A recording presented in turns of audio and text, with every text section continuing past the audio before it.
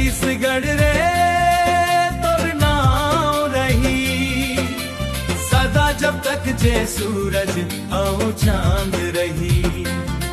तोर पानी बड़ा ने तोर हवा बड़ी बेस, पानी बड़ा ने तोर हवा बड़ी बेस। गोटे संसारे तोर अभिमान रही। अरपा परी महादे गाथा गावे, हरियर जंगल मनला माया सिखावे। धान के बाली सोना कस चमकावे, धरती मैया सबके अचरा संभारे। छत्तीसगढ़ रे तोर नाम रही सदा जब तक जे सूरज औ चांद रही।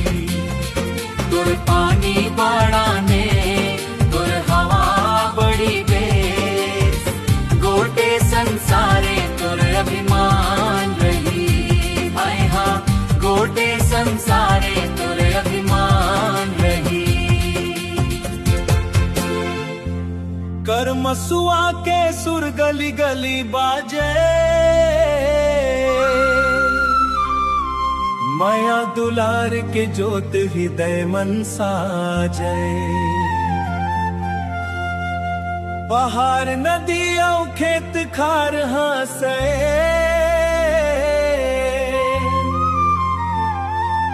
तोर महिमा गा के मन हर इतरा। छत्तीसगढ़ रे तोर नाम रही सदा जब तक जे सूरज औ चांद रही। तोर पानी बड़ा ने तोर हवा बड़ी बेस, गोटे संसारे तोर अभिमान रही।